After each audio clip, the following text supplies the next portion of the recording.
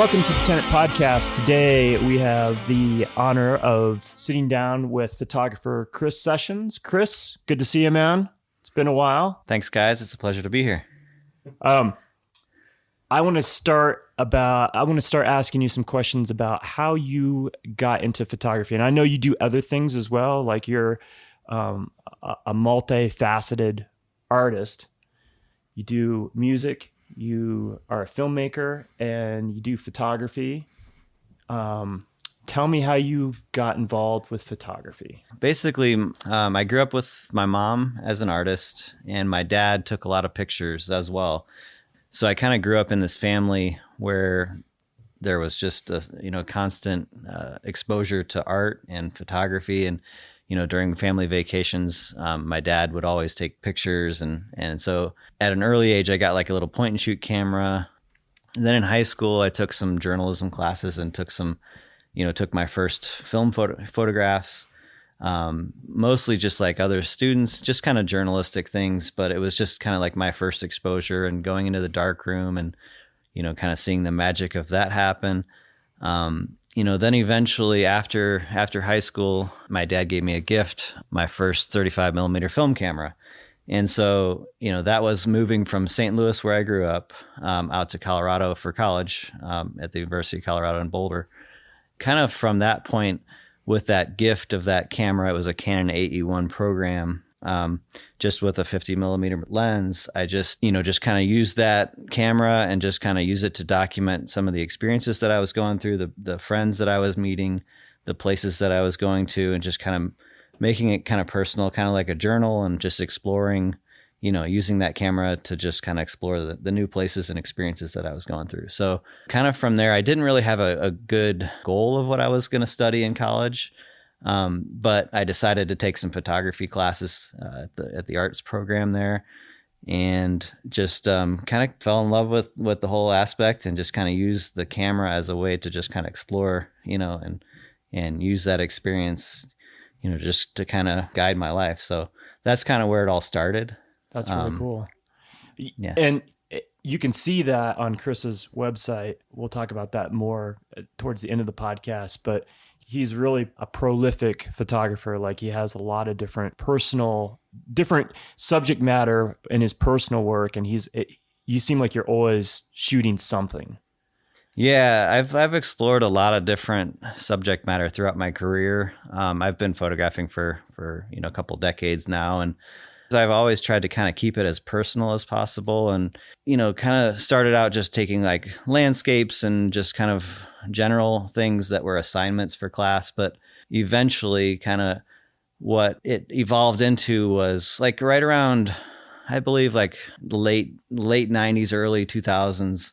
I saw the movie Dogtown and Z-Boys, which is a film by Stacy Peralta. In that film, he kind of chronicles his experiences with his group of friends, of skateboarders back in the 70s. So he's kind of looking back at his experience, 10 years earlier, 20 years earlier. And basically kind of from that film, I got inspired, and I just realized like, hey, I've got, I'm also a skateboarder. And so what I realized is like, I should really be kind of documenting my experience, showing these people that I have an inside perspective on. Mm-hmm. Which, in those days, some people were doing that, but this was kind of before all the social media things. And so, using film cameras and being inspired by there were other photographers, like Ed Templeton and people like that were also, doing the similar thing. But I just started photographing some of my friends and trips that I was going on, skate trips. And there's just kind of an interesting culture of skateboarding kind of behind the scenes, not necessarily the action shots, but just kind of more the lifestyle things. Yeah. And so I was able to kind of just start to explore that culture, and just kind of, it was just an interesting behind the scenes look at life, in America and at this point. And also kind of looking at the younger generations who, like, I was more of a vert skateboarder, skating ramps, backyard ramps. I grew up skating that stuff and bowls. But there was also like some younger street skaters, and there was just interesting fashion in those days. And so that was, so like basically from like 2000 to 2007, I started just like doing this really big project on kind of skateboard lifestyle. and documenting different skate crews, mostly around Denver, but also kind of on trips that I went to in California, Arizona, Oregon. And, so it was just kind of a passion project, but I got a lot out of it. I think getting in, just not with a big plan, just kind of going with the flow and taking pictures, when I felt the spirit, when I felt the calling. That's kind of what drove that project. And I just found that it was not a big setup thing. It was just real natural and created like relationships with the people that have, continued for decades. So that's kind of how that project came about. But you definitely get that feeling when I look at that series, and you continue to do it too, right?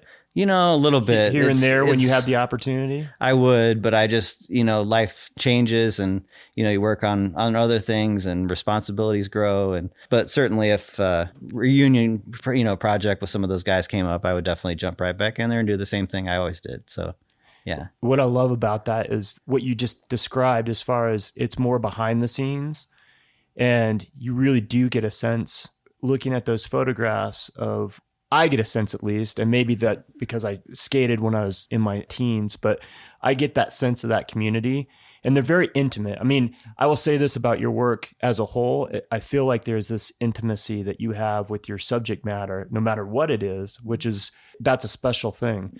But that whole series, I think, is pretty spectacular, man. Yeah, thank you. I mean, that was the first, I think it was just that film, seeing that film, Dogtown and Z-Boys, that just kind of like gave me that inspiration to like, I could, focus on commercial work and focus on this career, or else I could just look at the things that I have in my life and see how they, how I can make them unique and express those and share those, capture those moments that maybe other people wouldn't have access to. And so that was kind of the idea of that. And it really, I think when you do a long-term documentary project that is very personal, and, you have this, this long-term relationship with people, it just really makes a lot of impact, just for yourself as an artist, but also just kind of creates just something that's a lot, more in depth and deeper that, is very inspiring, I found. Absolutely. Yeah. I mean, it's nice to have a body of work that's cohesive, and there's something to be said about that, because when people look at it, they really get a sense of how you shoot in your style. That other series that I've always loved is the whole thing that you've done on swimming holes. Mm-hmm. And talk a little bit about that and how that came about, because sure. I really do love those photographs. Thank you. Yeah, that's kind of a project that I feel like really needs a lot of work. I just haven't had, it's a more challenging project for me, but basically I grew up in St. Louis, and my family would go on little trips, like on little float trips and things like that. But sometime around the same time, like around 2000 or so, after I was graduating college, basically I would go on these little skate trips, and we would skate during the day, and like we'd be in the summer, and like after we'd skate, we'd go find like a random swimming hole, like in Oregon or something like that, Ashland, Oregon, Portland. There's just tons of great swimming spots. So, but I've always kind of been inspired by kind of classic black and white photography, anywhere between the 10s to the 50s, and just kind of have a nostalgic draw to that kind of era. And so a lot of my photographs, at least more especially in those days, were, using film cameras, using vintage cameras, using a lot of these cameras with interesting lenses that you wouldn't get if you were using a digital camera or an iPhone or something like that. I mean, you can get filters that kind of emulate it, but I think you know what you're looking at when you see the real thing. So basically that's kind of what I was exploring in those days, but basically, so the swimming hole project, it just kind of evolved from that skate lifestyle stuff. But I took some trips down to Austin. There's a lot of great swimming holes down there. And I realized, like, growing up in St. Louis, there's like so many great swimming holes out there that I didn't really take advantage of. Here in Colorado, we have a few spots, but it's a little bit harder to like find really good spots. But the challenging thing with that project is it's just, it all, involves so much chance, and, right. Unless you're on a trip with friends, that know what you're up to. It's just kind of like sometimes harder, just to kind of know just to come home successfully, with images. And sure. And you kind of have to choose your battles as your time throughout the day shrinks as you get older. And so I haven't done the proper, given that project the proper amount of time, but I would love to pick it back up. But yeah, with that project, it's typically shooting with vintage cameras and just trying to capture these timeless little moments in black and white film that could be a person swinging on a rope swing, could be a person jumping off a cliff. But the aim is to just try to capture like these very quiet little moments that you can't tell what era they're from, but they kind of capture this interesting portion of kind of youth and nostalgia and timelessness, and just kind of like this unique world. At least that's what I'm going for in that. But yeah, so yeah, you definitely get a sense of that. It's very, that whole series is very kind of romantic. Mm-hmm. Like I think if people check it out on his website, but I mean, I think people look at those images and they can relate to it, because almost everybody is, well, I shouldn't say everybody, but if you grew up like in the Midwest or back East, you definitely have probably experienced a swimming hole. Like you said, it's not as prevalent here, I don't think in Colorado, but back in Missouri or Indiana, Ohio, those places. Yeah. And I think it's interesting, like those experiences that when I had them at the time, like growing up, I didn't really quite appreciate them.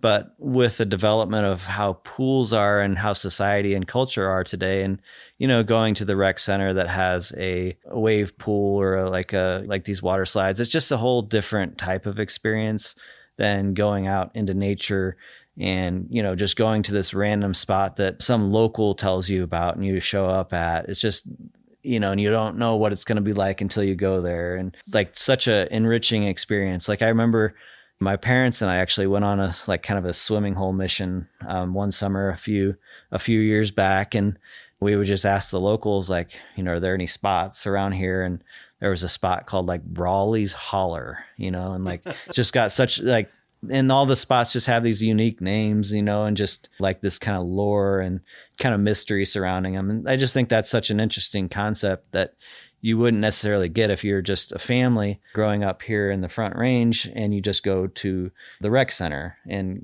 go to that swimming hole. I mean, or that swimming pool, excuse me. But like, that's just kind of the fun of it. I think getting out and doing adventures and exploring is just such an important thing for people to do. And for, as a photographer and an artist and, filmmaker, it's just interesting, and you get inspiration just not knowing what to expect, not knowing what you're looking for, and just kind of taking that road less traveled and looking for those things that just jump out at you, or maybe not jump out at you, but just are just different, like when you don't know what to, you don't know where you're at, but you just kind of get yourself in that experience and enjoy it, or just feel it out until it tells you and the project takes shape. Yeah.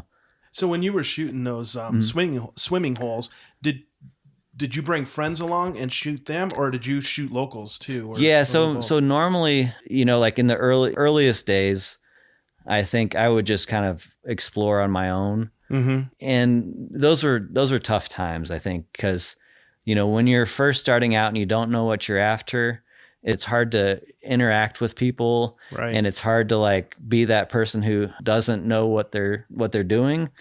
But eventually, after you kind of get a basic idea of what you're after, you're confident, and people see that confidence and they pick up on that, and they know that you're doing something, kind of like they give you more respect, or it's a whole different vibe, I think. Right. But yeah, so in the early days, I think I would just do that. But then with, I'd go out with the friends on these trips and get lots of stuff. But eventually I would go out and just photograph strangers and stuff like that. And sometimes that was, successful. And other times you just go and you just, things just don't work out. Right. So, yeah.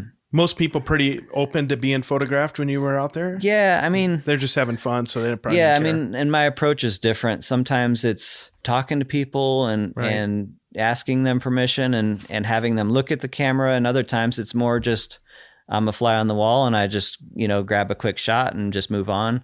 But I mean, I've had a mixture of experiences, you know, of the way people react to the camera. Right. But I think in general, if people pick up that you're doing serious work or you're doing something, they will give you that respect, you know. Mm-hmm. But I mean, there's crazy people everywhere. so, you know, like, I think it just kind of depends on the situation. But Right. in general, I think I just feel better about working with people that I've got long-term relationships with, because Right. I don't have to lay all that groundwork. I mean, there's something beautiful about just approaching someone that you don't know and they don't know what you do, you know, and just seeing how that kind of interaction plays out. But I think that's just a different way to work, and Right. it takes a little different energy, and I don't know if I always have that kind of energy Right. to put forth towards those kind of interactions. Yeah. So I do have it's kind of an ongoing project that I like doing, but it's like basically just going out in the streets and photographing strangers with large format camera. And so I've kind of got a draw to do that. Recently, I've just kind of had this pull to do that, and I haven't gone out to do it, but that's kind of like something that's on the back burner that Right. I would like to do in addition to my other projects. And I just seemed like I always have like a handful of projects that are kind of ongoing, you know, that I'm usually working on, and just approaches and all that. So when you're using the long, large format cameras, Mm-hmm. are you still using film then? Yep. Okay. Yeah, exactly. Yeah. So, yeah, it's, you know, and it seems like my film camera use has just gotten lesser and lesser over the Right. years, you know, just the expense and kind of like the post-production needs for it Mm-hmm. and all that. But definitely I still love shooting film. You know, I find that with digital photography, I just overshoot things, Right. you know, whereas with film, I'll just kind of, you know, just not, I'll know what I need, just get the shot and that's it. You know, like Yeah. I don't need to overthink it. And sometimes that's just the best approach, Mm-hmm. because with that, I just have the shot. But with digital photography, it's almost like the end result takes place afterwards, you know, like in deciding, you know, going through those 50 photos or whatever, which is the right one, you know, that's kind of a challenging process in itself, you know, Yeah. that kind of adds confusion, you know, and so sometimes it's better just to, you know, just grab the one shot and this is it. Right. Right. It It's really something- makes you. Oh, I'm go ahead. sorry. No, I think It really makes you stop and think. It kind of slows everything down, and you really become more. You really contemplate every aspect of how you're going about photographing that subject matter. I think, which is, you know, we've Yeah. lost that with digital. You know, now Yeah. it's like you said, 50 shots Yeah. or more. Yeah. I tend to overshoot when I shoot digitally, and Yeah. and then I think about sitting down in front of the computer and obsessing and going through that editing process. And sometimes it's really, you know, you want to pull your hair out because you're like, why the hell did I shoot that much? I didn't need to shoot that much. Totally. You know? And when you do client work, you know, or commercial projects, you know, like I'll do advertising campaigns that are lifestyle based projects, and, you know, things like that. You have to take into account like that whole time. Friends will enjoy my personal work and say, hey, you know, I know you probably don't do this much, but like, would you photograph our wedding? And so basically when you explain how much time goes into it, you have to kind of take into account that whole aspect. Like, cause if you're photographing an event or a wedding, you know, it might take like 8 hours to shoot, you know, that wedding, but like to go through all those photos, like 3 or 4 times that, you know, to go through everything. So I think it's kind of educating the client about how much time really goes into this and why it costs so much, you know, to do all that. But yeah, I think, you know, there's just an interesting thing about shooting simple that for some reason, when I have a digital camera, I just don't do it. You know, I don't approach it the same way. It's But weird, right? Yeah. It's But yeah. the thought process is just, Yeah. it's so different from when we were shooting film all the time. Yeah. Obviously you still shoot film. I haven't shot film in Yeah. 5 or 6 years. But when I look at your work, I'm like, well, geez, I should break out the medium format and start shooting some film, you know? Yeah, and I mean part of it's the process of you know that we've kind of been discussing, just like of slowing things down or just simplifying that whole experience into just, you know, using a different format and kind of mixing things up. And part of it is just the unique lenses that I have in my collection. You know, also I think it just kind of, you might elicit some response. If you ask someone, like, if you can take their picture with a phone, you might, get a certain response. But if you have like a vintage, 1920s camera, people are going to maybe look at it differently, and that you mean business. Right. Exactly. Like it just like creates a different experience for that person, that like they can see that you're doing something different than the usual person. And that you're serious. Right? Yeah, exactly. It becomes a serious thing. Like I think with digital photography, they're not as attentive, but if you shot with like your large format camera, they almost become still and like in awe of the whole process. They're like, oh my, I don't even know what this is about, but I feel like it's, they sense that it's special, that it's not like in this everyday, like boom, boom, boom, shotgun effect. Yep. Exactly. Motor drive, like there's a photographer, Alex Soth, who's, I love that guy. Yeah. And so he shoots a lot of 8x10 portraits, or I don't know if he still does, but that's what kind of his more famous work was, 8x10 portraits of people, plus some landscapes and things like that. But he described it as like, when you have this 8x10 camera with a tripod in front of a person, like they just kind of like take on this whole different, more relaxed kind of mood, whereas you just wouldn't get the same thing if you had your handheld camera and put it up to your eye and like had more choices. I think it just, with the 8x10, you just kind of, you have this setup and the person just kind of stands there, and you have a limited amount of things that you really can do, because you can just take one picture and then it takes like a few seconds or whatever to go to the next picture. So I think it just kind of creates this contemplative like situation for the sitter, which brings up just a whole different intensity. So, yeah, absolutely. Yeah. It's special, Yeah. So let's talk about some of the commercial work that you do. It's pretty much all people based for the most part. Is that correct? Or do you do? I'll let you talk about it. You tell me what kind of things do you photograph, so that listeners know kind of the work that you do.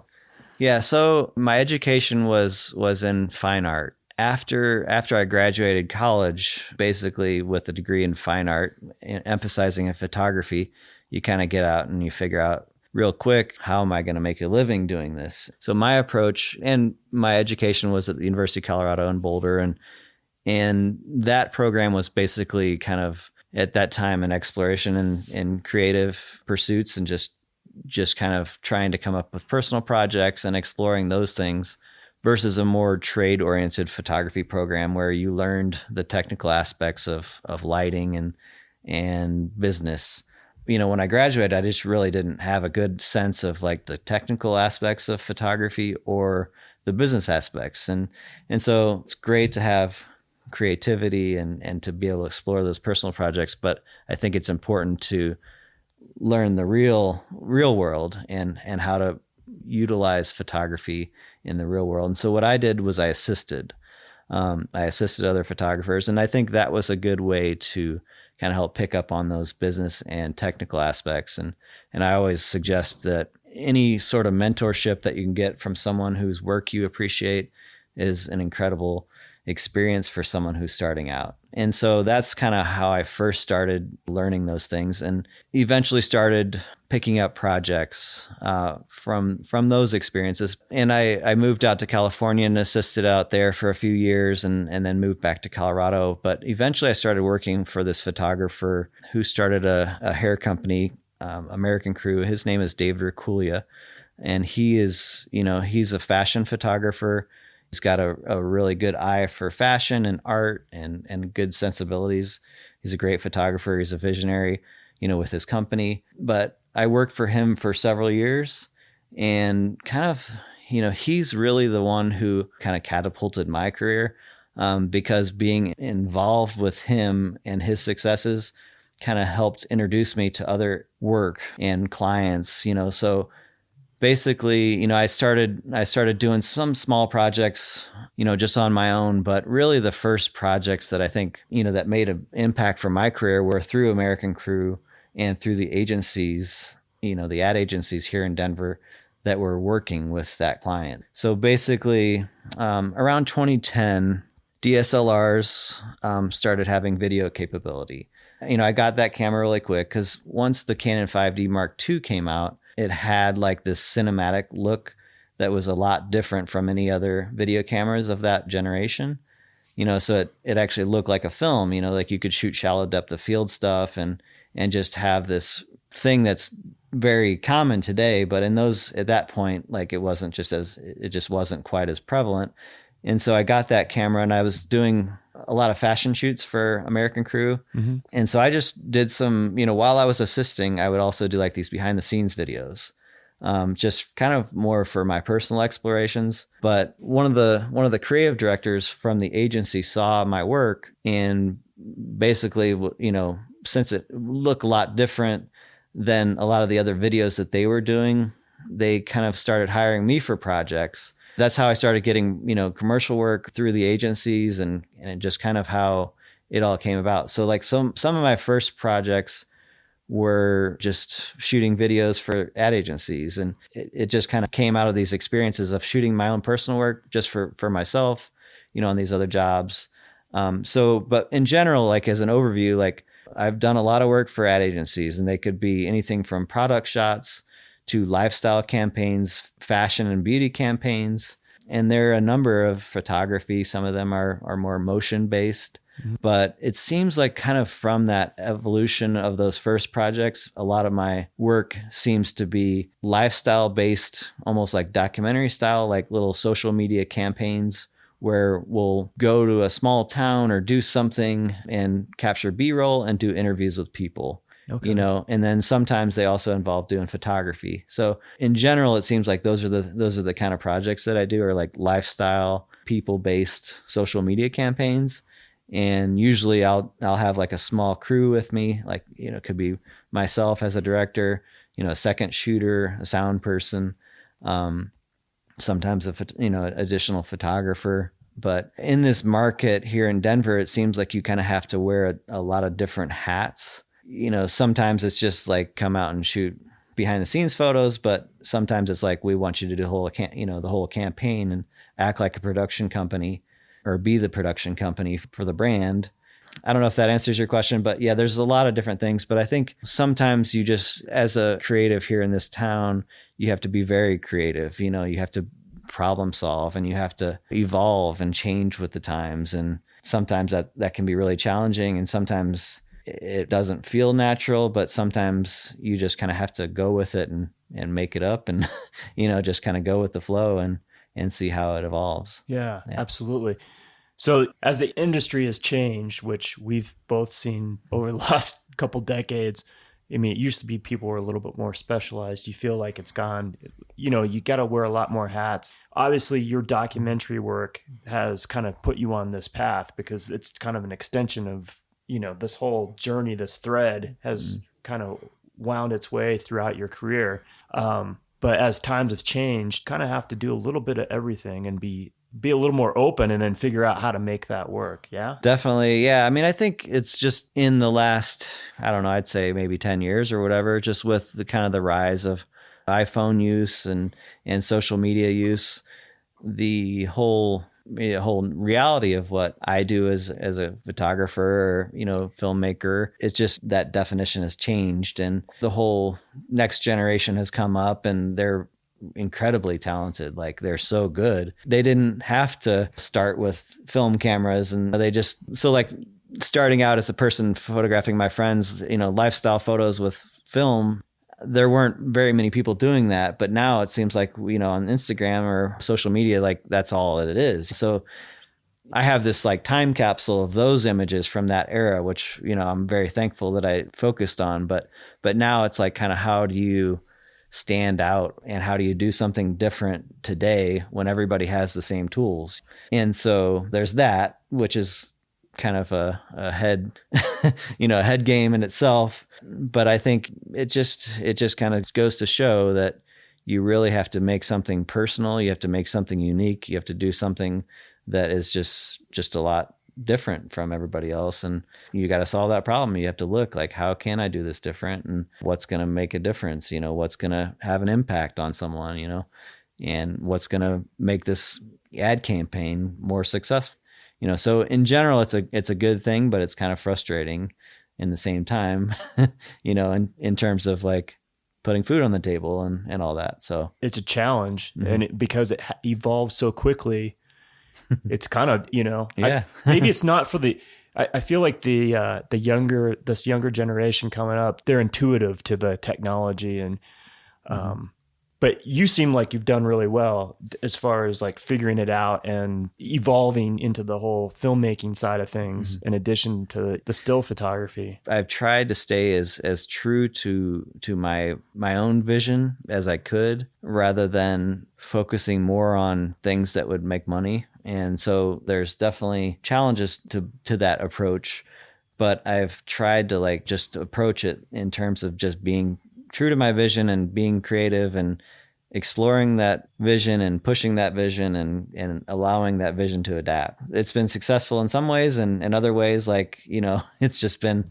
kind of frustrating. It's great when you find a client who respects what you do and wants you to do what you do for their campaign, but it's frustrating when a client approaches you and says, we have this ad campaign and can you give us a bid for this? And in reality, that you're really only one of 3 people that they're just testing you in order to present to their client, but they already know who they're going for. So, Right. So like there's those kind of weird political things that can be kind of frustrating and can kind of be tough as a creative who's, just trying to do good work, to have to deal with those kind of reality situations. So, but yeah. I don't need to get on a soapbox about it, but there's definitely I think that is pertinent information, because I think if you talk to anybody in the industry, there's a lot of people that feel that way and experience that. So yeah, I think that's the reality of it. Is there are so many political things. There's these agendas that clients have that you might not know about until you experience them, and so I think that is important, but I think in general, like, it's great if you can just keep a good head on your shoulders about, being strong and just keeping it about a real vision as an artist, even if you're in a commercial atmosphere, like if you can just keep that sensibility, it's just, that's great if somebody can do that. And because there are great clients out there that can hire you for those good jobs, you just have to find them, and you might have to deal with some bullshit along the way. Right. So this might be a kind of a weird question, but I've seen commercial photographers that when they're shooting, their images look like the client possibly wanted, like their consistency is all over the place as far as look. And then there's the commercial shooters where you can kind of like, oh, I know who that is.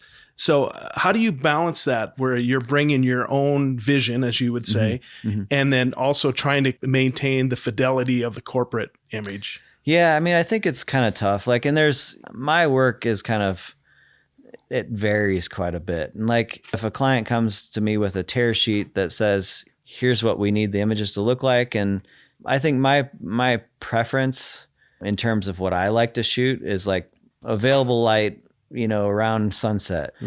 But there's going to be a lot of clients that it just wouldn't work for that. Like, that look would not work for that type of project. They want an in-studio lit shot, with an octabox and just all that kind of stuff. So basically in those kind of situations, you just have to kind of approach it in terms of how the client wants it. But like, I try to keep my eyes open, and if there's a cool shot of the stylist making up the next model over on the other side of the studio, I'll just go over there and grab a couple shots with my second camera. Just kind of like always just try to keep my vision open to like just have, see these other moments that you might not expect, or, just aren't the obvious thing that maybe the client wants, but actually might help add to the campaign. So, I think it just sort of depends on the situation, but you kind of have to do give and take. I think if it's a commercial project, I always just try to like, I'm generally pretty aware of what the client wants, and just kind of make it a collaborative experience, just so that I know that they're getting what they need, because they're hiring me for that and I want to be hired back. And so, that's the way I approach it, and generally just try to show the client what we're getting, and but always keep my eyes open for my own shots as well. So Yeah. That was a great question. Yeah. Oh, thank you. Yeah. Yeah. I've never thought about it that way, but you keeping your eyes open for those moments in between these other things that you're trying to get for your client, that's really smart. Yeah. And I mean, I think that's just generally like my favorite, experiences. Like, it seems like, like there's this other project that I've been doing lately. Around 2010 or so, I started kind of moving away from the skateboard lifestyle stuff and more into documenting some of the small towns around Colorado and county fairs. And it just seemed like kind of a timeless sort of culture, and just different from the growing community that Denver was becoming and Boulder was becoming at that point. And so I started photographing like county fairs, like the parades, the carnivals, the amusement rides, just all this kind of small town thing where the farmers and just like the country people would come. I started like just kind of documenting those, that aspect of culture, just because it was just so interesting. And it was like a little bit more timeless and classic, and, inspired by people like William Eggleston, Robert Adams, those kind of fine art photographers. It just seemed like a little bit more unique, or just I was more drawn to that. But like I read something in the New Yorker about combine demolition derbies that they had, and so, yeah. So I found a couple combine demolition derbies in the area, who would have known that there was something like that. And so I went to Ogallala, Nebraska and photographed the combine derby. And so it's like these huge John Deere combines that are doing crash up derby. So that was kind of like my next evolution. And kind of from there, I found an event on the Mexican rodeo. And so I went to this Mexican rodeo back in 2012. So basically I paid my admission fee. I sat in the grandstands and, took some pictures from the grandstands. And then I just kind of like, I jumped the fence or something like that and walked into like the pit area. Nobody said anything to me, so I, and I just started taking pictures just kind of behind the scenes of these Mexican horsemen and the women who were on horseback as well. And just kind of, but it was kind of captivating for me to document this culture. And I found that they approached the camera different than a lot of Americans did, and that they seemed more noble, and they didn't give you like these like really smiley poses and things like that. And so I was kind of like immediately like captivated by this community and kind of documented this experience. And it's like, it was just a one day, for a few hours. But that kind of experience just like really kind of like flipped a switch for me a little bit.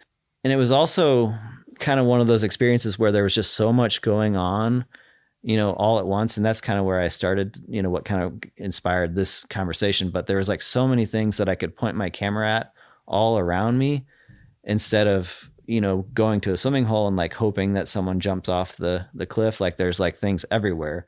So like I was in this situation where, I could almost like, wherever I pointed the camera, there was like a good shot. So, those kind of experiences are always something that's amazing. And I think where I thrive in this like almost chaotic environment, where there's a lot of stuff going on. But I'm able to capture like these quiet moments, something that you might not, like I didn't set anything up. I just kind of capture like these different little moments. And that's where I feel like I, do best, is like, I don't set things up. I just kind of like let it evolve and just be aware and kind of grab those shots. And so like even the commercial projects, like I try to do things ahead of time and say like, here's what would work best. Like, let's not set things up, let's just kind of show up and let the people do what they do.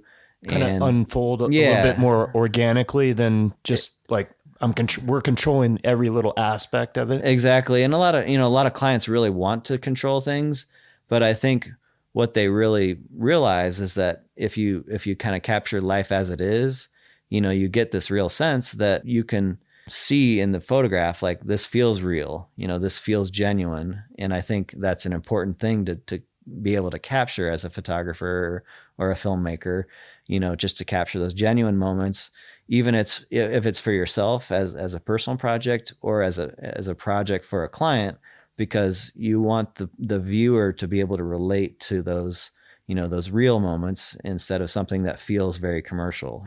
And, you asked about relating to like my personal vision and a client's vision. I think hopefully it's something that can feel genuine and real and personal, even if it is for a client, and so that's the kind of thing, and kind of have to lay the groundwork ahead of time for that sometimes, in terms of how you approach a shoot. But hopefully that helps to answer that question. But yeah. Well, that brings me to my next question. Have you ever been asked to do a project for a client and you were like, this is not in my wheelhouse? Like you've actually just said, you know what, I don't think I'm the right guy for this? Generally, I will give it my best, whether it's just the estimate part. I'll just kind of say, yeah, I can make this happen. And just recently a video came up and it was like, I looked at the sample video. It was not me at all, but I said, I'd be glad to put something together for you for this. But yeah, I mean, generally, like I will try to approach just about anything, And the reason I ask you that, because you're very true to your vision. So I didn't know if there's been a time where somebody's approached you. And as I get older and as I work in the industry more, I'm realizing, like, to stay true to my vision, sometimes I'm like, this isn't really something that I think that, yeah, I could probably do it, but I don't necessarily know that I'm the right guy for this particular project. Yeah. And now I'm at a point where I'm like, you know what, you should go talk to Chris Sessions or you should talk to whoever, because I think they would be a better fit but it's hard to turn away work. Like, you don't want to turn away work, and a lot of us are not in a position where we're like, oh, I'm not going to do this project. So I think most people will try to accommodate the client. But I was just, as a photographer to a photographer, I didn't know, especially since you definitely have a vision, if you've ever been in that kind of situation. Probably what the thing about it is that in staying true to what I like to do, the stuff that I show is very select. I'm very selective about the things that I share or the things that I put on my website. A photographer many years ago just said, show what you want to shoot, So basically, like, I've always taken that advice, because basically if you share a bunch of work that you're not passionate about or that you really don't want to do, you could potentially get a lot of that work. Right. You're getting what you put out. Yeah, exactly. And I mean, so basically I think I just try to show the things that I want to do, and that sort of, might turn people off. It might not get me as many calls, but I hope that the calls that I do get are people that have seen my work and will hire me for what I do. You might get the random person who calls and they're just looking for something that's not you. And in that situation, you just kind of have to deal with it the way it is, But yeah, so in general, I just try to curate the work that I show towards my own agenda, which is the creative work that I like to do, to get those kind of projects or to meet those people, to get those resources to help further those projects. Let me ask you this, since you did have a formal art education, how do you feel about a formal art education? Do you think it's a good idea for people that are looking to get into the arts, or do you think in this day and age it's not quite as essential as it used to be? That's a challenging question. I think having a college degree is a smart thing to do, especially from a college that, teaches a lot of different general curriculum. But depending on what you're really after, I think it's mind blowing what you can learn on YouTube, like the kind of education. So I a few years ago, one of my lifelong dreams was to start doing music production. I just have always been passionate about music, and mostly just like electronic music. And I always knew at some point that I would get into it. And so back in 2012 or so, I got my first synthesizer, and basically in that process, I kind of had to learn a whole new language, like you have to learn how music software works and how synthesizers work. And so, but in that experience, like I learned that I could pick up, I went to a synthesizer meetup. I went to the Rocky Mountain synthesizer meetup, and I met a bunch of people who were eager to share their experience with me. On YouTube, I could find any tutorial video. I could look for like how to create a bass line for a song, so like basically like I found that I didn't have to go to school. I didn't have to go to school to learn that. I could learn that by meeting people, by asking questions, by looking on YouTube, so I feel confident in the type of work that I needed to learn about music production. I have enough knowledge about that I didn't need to go to school to learn it. So I think hopefully that answers your question. I think, if you were a photographer and you were learning, I'm sure you could probably do the same thing. You could find all these tutorials, you could find these books, like you could find some sort of online course that tells you how, like lynda.com or, masterclass that teaches you, these kind of core things, or a specific thing. You could even just like Google, like, shooting shallow depth of field or, whatever it is, like, there's probably a lot of videos out there that can help educate you on that. So I think it's, if I was starting out now, it's kind of hard to answer that question, but I think there's so many resources out there and there's so much information that you probably are okay without a formal education, depending on what your overall goal is. But I think it really just comes down to being passionate about, what you're after. And I found that, you can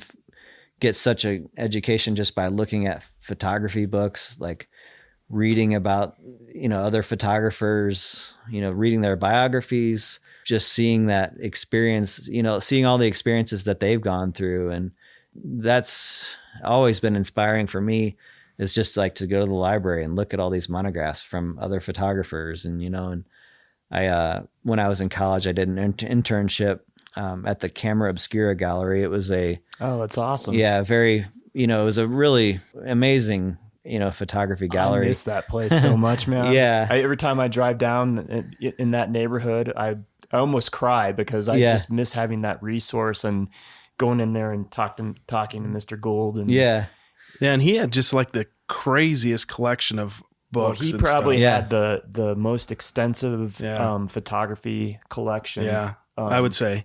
I love that place. Between the East and West Coast, that guy was amazing. Yeah. So Hal, he was an old guy when I was working there, and my job was like going and like transcribe auction prices for sold photographs, and but a lot of the time was just spent kind of perusing the library. And so you would, you would see, see all these amazing books, and you would see all this, the actual prints from, very well-known photographers, and so you kind of be able to touch the prints and just kind of see what they are, see how much they cost. And, there are things you could hold on in your hand and touch, versus now, which is, there's such a good experience in doing that, and going to galleries and going to museums and looking at library books, and, going to, actually experience these things, as opposed to just, you can find so much information online, but it's great to just get out there and like see and feel like these, artifacts too, but yeah, so it was, that was an interesting experience. I kind of lost my train of thought in terms of the question. No, I kind of went with that because I was like, I didn't realize you had done that. And that truly is a special thing that you got to, an opportunity that you got to, experience. And that place was amazing. And I feel like, in this digital age that you mentioned it, like having that tactile experience, and I don't know how much, like, obviously to you, it's something special to be able, like that library of photography books that he had there was just incredibly amazing and inspiring. And I don't know that people do that anymore. I don't know that people collect photography books. It's not as, that tactile experience of like flipping through a book and looking at some of the masters, the people that came up before us. Mm-hmm. And I don't know if people know, I feel like the digital age, it's like everybody just woke up one day and it was just, everybody had a camera, which they do, they have a phone, and the phone cameras are actually pretty doggone good. Yeah. And can do amazing things with the little apps and software that are available. But I think there's something lost. I mean, I think looking at photography is important. And I don't know. I mean, yeah, online you can still do it. I don't know if it's the same experience though, Yeah, I think it's just, I got a lot of, I think just reading is very helpful. And, even if it's just a photographer's bio, because as a photographer or filmmaker or musician or whatever, like you deal with these different problems and to see how other people dealt with those problems or found those solutions is like, it's important.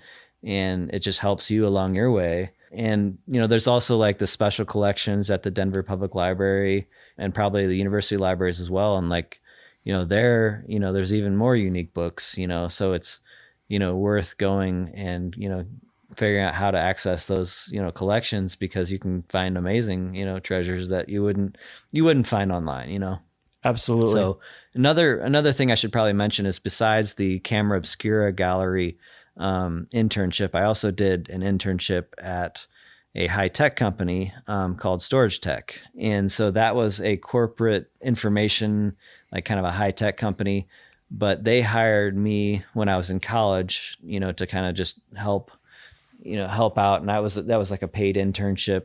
And, so that was kind of one of the other ways that before I assisted, I kind of learned a little bit more of the technical lighting stuff and just kind of help, do things like that. But yeah, internships, assisting, those are all like really good experiences. Even if you're going to college, like it's good to do those kind of things and learn, more about the real world and learn from someone who's established and doing their craft. Absolutely. I got a question, if you don't mind. I'm going to back up just a little bit, because you said something that was pretty interesting to me that I found about even like developing a podcast. So when you were talking about going into music, that you went to these groups and they would be helpful and stuff. I found like I used to second for some photographers, and not necessarily them, but a lot of times photographers didn't want to share their tricks of the trade. Like they kept some things very like close to the chest, where when I was getting into the podcast thing, it was like everybody, once you said, I want to start a podcast, or like, hey, yeah, and there's all these groups, and, everybody was willing to share information and like, here's how I do this and here's how I do that. Did you find that in photography, that there was people that didn't want to share? And then with the music industry, it's more like, I want to share? Or, I think it's that's an interesting question. I think part of it has to do with just people growing older, and I imagine it's, with the people in the music industry that I've dealt with that are going to these, meetups. Like, so basically, it's called the Rocky Mountain Synth Meetup. And I found this group because I went to like Guitar Center and I wanted to find cool synthesizers, and there really weren't very many cool synthesizers at Guitar Center, and so I Googled like, synthesizer Denver, and I found this, meetup, and, they're self-proclaimed synth geeks. A lot of these people have collected their synths for decades, and so they're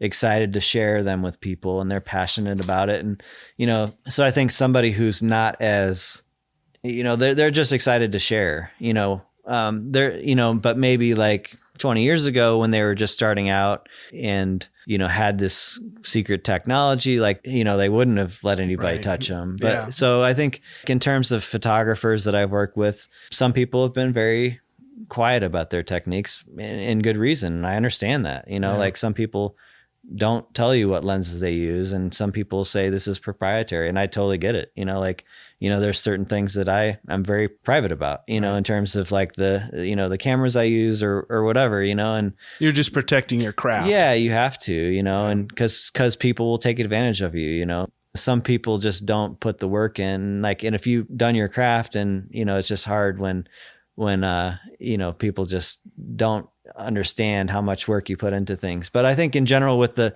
music thing, you know, those guys, they're great guys, you know, and they've been totally supportive. And, you know, I think, you know, the same thing would probably be true with photography. Like, there's a lot of people out there, you know, and I think, but the people who stay at home and, you know, don't go out of the house, and they just, you know, they're doing their work, you know, like, it's a whole different environment, you know, like Right. these people probably are going out there to meet people. And through that meetup, like, I was able to find people to collaborate with. Like, I've done, you know, shows with those guys, and, you know, met other people. And I think that, you know, it's like, this world has become so, you know, such a thing where you go and you're on your computer or you're on your phone and you're isolated.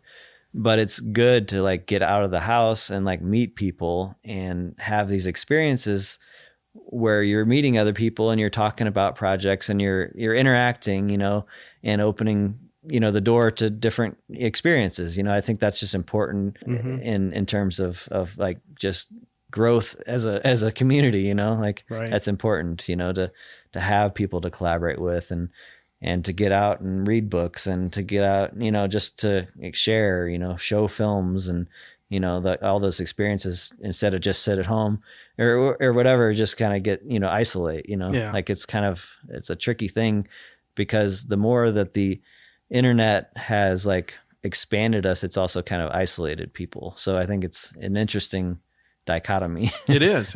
Yeah. Well put. Yeah. It's easy to just work in your own little microcosm, but I think it's imperative, like you said. In fact, we talked to an artist yesterday. He has these studio nights where he just invites people, and anybody can show up, and they sit around, drink beer, and look at each other's art, and try to give each other, you know, constructive criticism about how they could improve the piece, or what they feel, or whatever. Yeah. And I think that's really cool. You know, I think that's kind of essential to growing and growth, you know? Definitely. And there are a lot, you know, I'm finding, you know, in addition to, like, the synthesizer meetup, there's a photography group that gets together down in Denver. I'm drawing a blank on the actual name of the group, but it's mostly a photojournalistic based kind of like a critique, but people just come every month to this really nice center that has a library. They have a projection place. But that's, you know, my friend Nish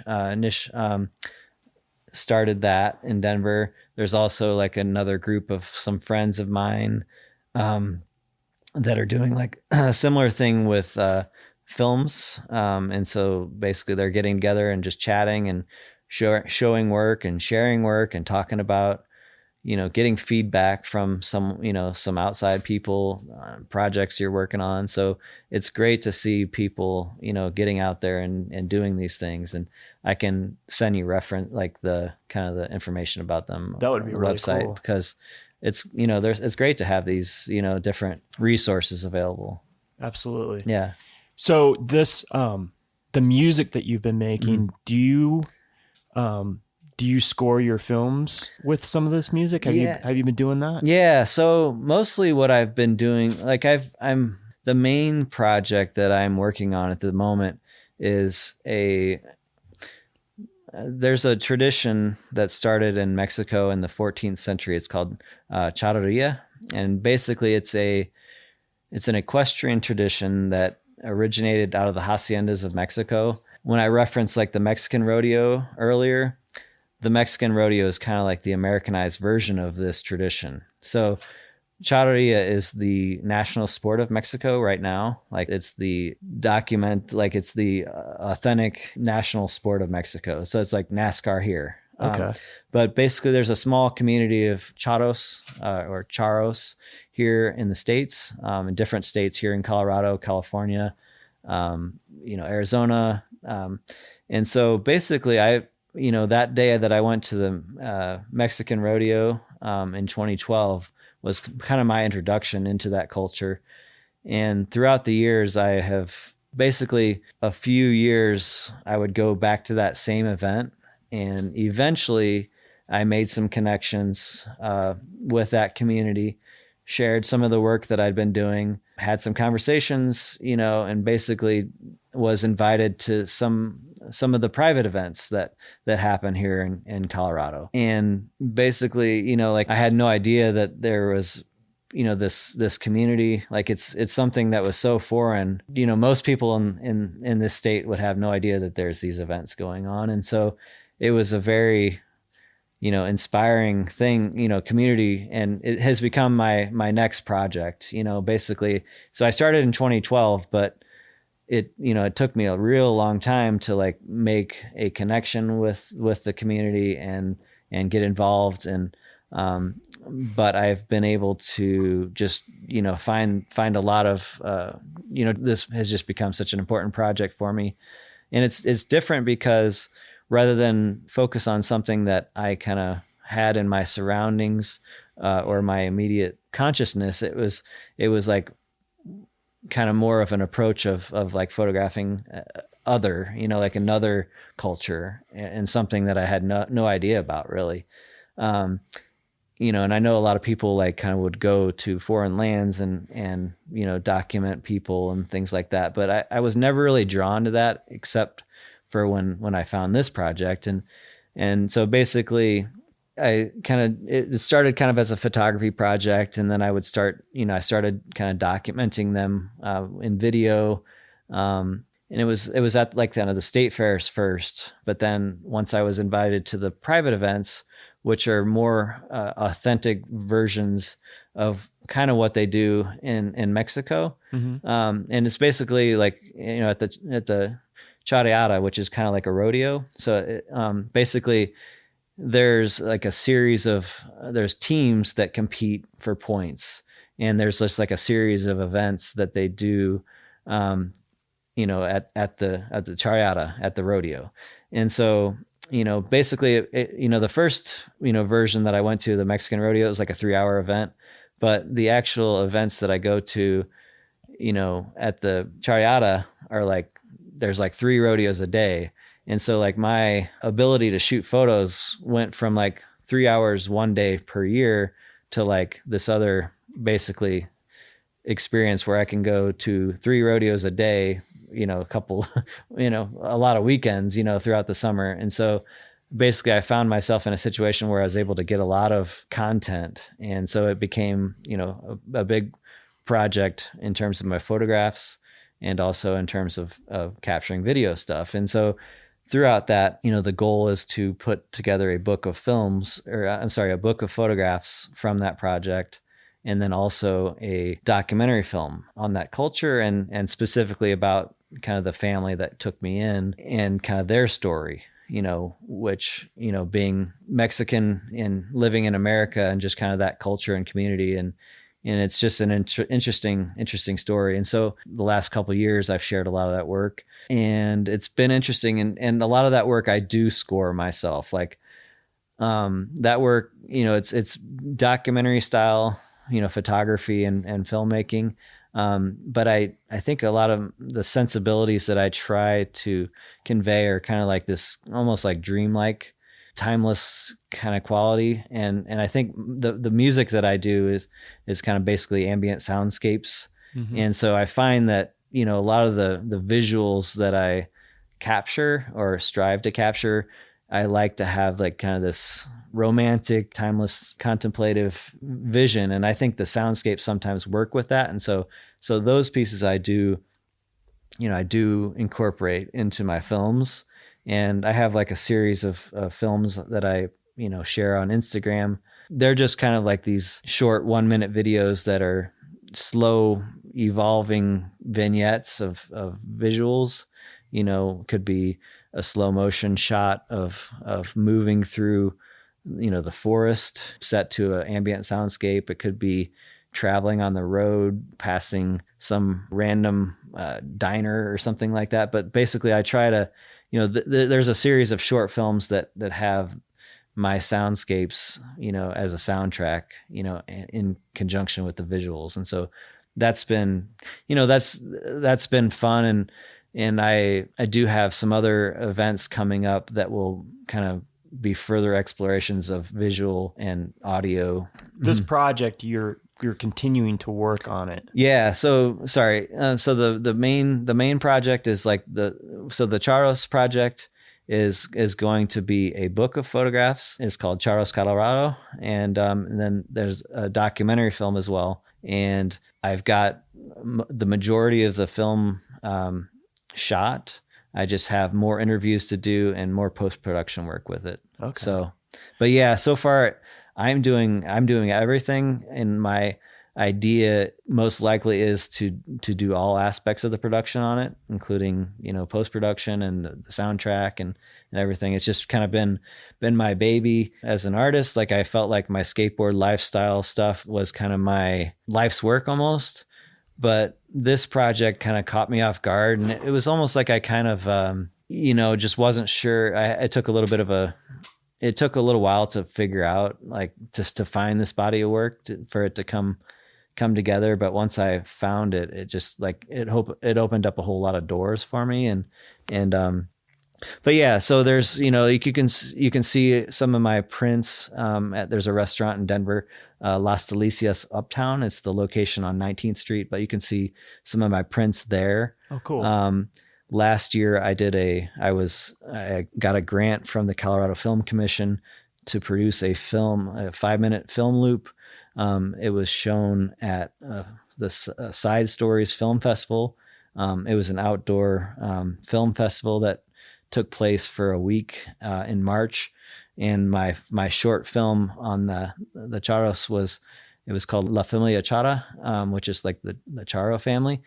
That was shown on a grain elevator. The film was shown so in the evenings in March, you could go out and watch this film loop play, and it was displayed on like a turn of the century grain elevator in the Rhino neighborhood, and it was 100 feet wide by 70 foot tall. Oh, wow. So it was right on the train station from Union Station to DIA. But so you could view the film from the train, from the city, but people would be, commuters would be walking by and you could see the film. There was like myself and then seven other filmmakers were selected to kind of share work as kind of like this community film experience. And they're actually, tonight is the deadline for the next year for Side Stories, which is going to be late February as well. So, and I've got another idea for a project for that. So, awesome. But it was amazing to have like this interactive, filmic experience in a completely different environment, to be able to show this, this beautiful tradition from Mexico, in the neighborhood of Rhino was like just amazing and inspiring, and has given me a lot of, ideas on how to just look at different ways of getting art out there into the community. That's yeah. fantastic. Yeah. So this is really, it's multifaceted, but it's really kind of two different projects, mm-hmm. right? Yeah. So you got the family that you're following, mm-hmm. and then you got the Charros, mm-hmm. That you're just focusing on the actual event yep. that takes place. And you said these things are private.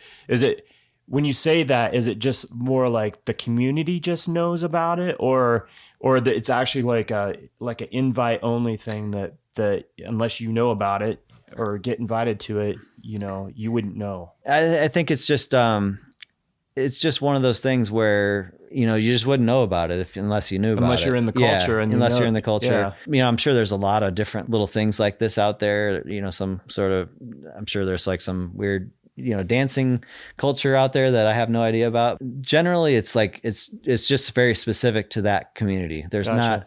they're traditionally, Mexican community. They're all Spanish spoken. And, they have their own music, they have, their horses and but it's, it's basically a series of competitions that happen throughout the year. At the end of the year, there's a winner. There's, the winning team goes to compete in Mexico. Oh, wow. So there's an official group here in the States, and each of the states has a winning team that goes to compete. Most of the events are men, but in 1992, there was an addition to Charreria with a group of women called Escaramuza. And what the Escaramuza are, it's basically a synchronized performance of like usually 8 women. And what they do is perform a routine on horseback, and they sit side saddle actually, but they basically go around the ring, where the horses intertwine. They'll time it so that they kind of cut in between each other. They cut between each other, and there's a couple events coming up at the stock show where you'll be able to see some of these performances. Okay. So like the Wild West show is on the 18th and 19th, and then also on the 22nd and 23rd there's the evening with dancing horses. And so some of my friends and my from that community will be performing that night. And there's also like a Mexican rodeo on the 12th where you can see some of them as well. And you're going to be covering these events? I'll probably just go, to go watch and see go check some of your it out, friends. Go shoot some photos and stuff like that. But I prefer to be outside, and these events are indoors. Inside, yeah, and it's pretty dim in those places. Yeah, and there's a lot of advertising and stuff like that that's a little bit distracting at the stock show. Yeah. So the thing that I like about the other rodeos that I go to is that, and kind of my draw to like the county fairs and state fairs, is that it's just not really super commercialized, in terms of, or at least the it's just got a different type of advertising. And I think anything I can do to kind of help minimize that, just that. So it's not distracting. Yeah. Just so it's more classic and just more unique and, just different. So true to the actual event and the sport. Yeah, exactly. So, but yeah, so the Escaramuza are, it's an amazing, thing to watch, and, but yeah, that'll be, it would be worth checking that out. Right on. But yeah. That's really cool. Yeah. So will this book be available this year? Will it be published this year? Are you self-publishing or do you have a publisher? I'm still figuring that out at the moment. And I don't have a date yet for the film or for the book. And then tell our listeners, I mean, is it color and black and white work, or is it just strictly color, strictly black and white? Yeah. So my work varies quite a bit, but it's kind of both black and white and color. Okay. But I kind of approach things differently, and I show them differently in different contexts. It's like black and white generally sticks with the black and white, like my first book, in this project, it seems like there could be a couple different books. The first one is going to be in black and white, and a lot of the work, if you go to Las Delicias, uptown in Denver, that you can see, large black and white prints from the project, but there's definitely some color work in there too. I think I'm just inspired by the tradition of, the earliest photography, which is black and white, but I think that, in color, this work is very, just it adds a different dynamic, right. And it's a colorful sport. Exactly. So yeah. And I see both sides of it. Like the black and white is very timeless. And the black and white photos I've seen on your website, I'm like, that could have been shot yesterday, or it could have been shot, 80 years ago. It just, has a timelessness to it, but it's also such a colorful sport. So I could see, I would be like, oh boy, I could do all this black and white. Yeah. And so their costumes are pretty vibrant in color. So I could see where, saturating it would be like, it'd be stunning and, interesting in its own right. Where like black and white, you're looking at more like texture. Yeah. It seems like the photography, the stuff that I've been approaching, at photographically has been black and white, whereas the film is more color. But yeah, the dress is the women's dresses are almost like Victorian dresses, right? Very stylized. Everyone is wearing a sombrero, so it's a very very colorful and dynamic. And there's people from all ages, it's a tradition that's been carried from family to family. There's young kids that like 13-year-old kid that is on a team, that grandfather's on too. And so it's just an interesting, very family oriented community, and just, multi-generational. Yeah. Multi-generational, very just interesting tradition, that I had no idea, existed and fell in love with.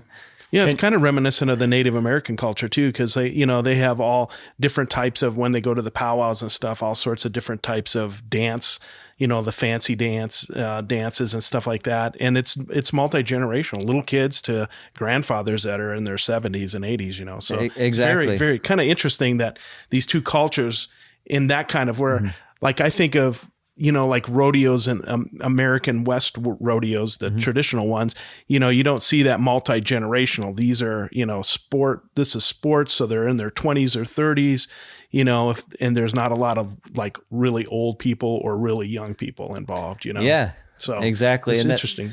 And that's interesting that you mentioned that, because one of the things that kind of helped lead up to this personal project is I was, hired by an ad agency to do a campaign for a bank, Pinnacle Bank, and Bank of Colorado. But one of the projects that we did was traveling around to all these different communities around the region, Colorado, Wyoming, New Mexico. But one of the projects that we did was going down to this Native American tribal parade in Gallup, New Mexico on Route 66. And so basically we went down and filmed some B-roll of the parade, all the different tribes, like, kind of parading and walking along Route 66. And then also did interviews with like the Chamber of Commerce talking about the event, took photographs of the area.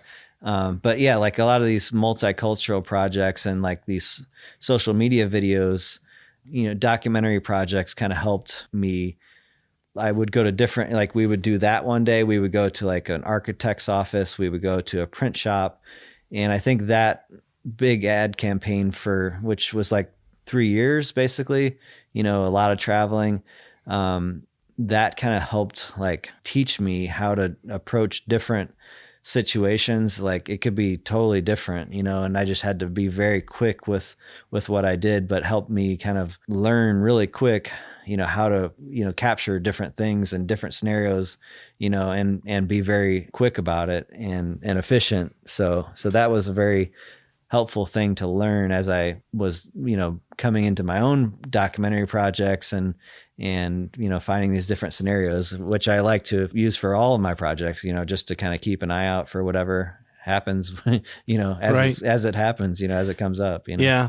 And up in Rapid City, this is kind of interesting. I have a friend of mine who put together a ad campaign for Black Hills Federal Credit Union, and he did it in both English and Lakota, and so they had a whole series of just Lakota language commercials being shown on, regular television. So it definitely caught you by surprise, because you're just not used to that. Yep. And I think I think people really welcomed that. I'm assuming that the Lakota people just loved it, so it's kind of great. Yeah. Yeah. I mean, I think it's important to like, for those kind of projects to be respectful to the communities, that are allowing you in, that are welcoming you. You do have to approach them very respectfully, because there's a lot of people that have taken advantage of all those people. And so it's important to be respectful to their tradition. Yeah, absolutely. Yeah. You have a huge responsibility as a filmmaker, as a photographer to, be true and like you said, be respectful. Yeah. So you mentioned social media. How much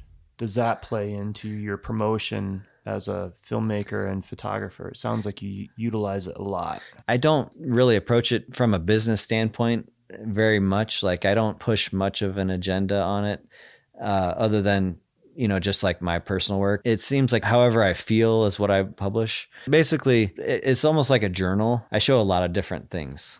It can be something from my skate lifestyle stuff. It can be something from my Charros project. It could be a random landscape. It could be an owl, so it's just kind of like an exploration. I just use it as a way just to kind of, get stuff out there. In terms of like my official marketing, I approach that more from meetings with clients, postcards, email lists, LinkedIn, cold calls and things like that. But yeah, social media, I just try to post something every day just to kind of almost just a way to keep, out there and keep doing creative work and kind of just pushing, just pushing the envelope. And, but yeah, it's kind of an interesting way to, explore things. I've sold a lot of prints that way. And just kind of educated people about the projects that I'm doing, on social media. But generally I don't approach clients that way, but I'm sure there's ways to do that. But I just, I almost do it more just for like a way to get out there and just keep showing the work I'm doing, projects that are, in progress and experiments and, to get my, music stuff out there and just to kind of keep the creative juices flowing, I think. So what platforms do you utilize for all this stuff? Just like Instagram and Twitter and Facebook generally. Yeah. Okay. Yeah. And so all the main ones you're on. Yeah. And mostly it starts at Instagram and just is shared at the other ones. And if that'll kind of take a life of its own as it goes. But yeah. Well, I think we'll wrap this up. You mentioned that you do sell prints of your work. Mm-hmm. So how do people find you and contact you if they want to purchase something or they're interested in you shooting a project for them? Yeah. So basically my website is chrissessions.com. That's CHRISSESSIONS.com. You can find me on there. That has my email, chris@chrissessionsphotography.com. You can also find me on Instagram, and that's @ChrisSessions. People can call me 303-819-6287. Print questions or commissions, projects, campaigns. I always like to collaborate with people. If there's something, a project that people want to talk about, I'd love to chat with you about it. Excellent. So, Chris, thanks so much. I really appreciate you taking the time with us today, and best of luck in the coming new year. And I'm excited to see how all these projects evolve and what happens in this next year. So congratulations. Yep. And thanks again. Yep. Thanks so much, Todd thank and you. Wes. Yeah, thank you really so much. Appreciate the time. Thanks You so bet. much.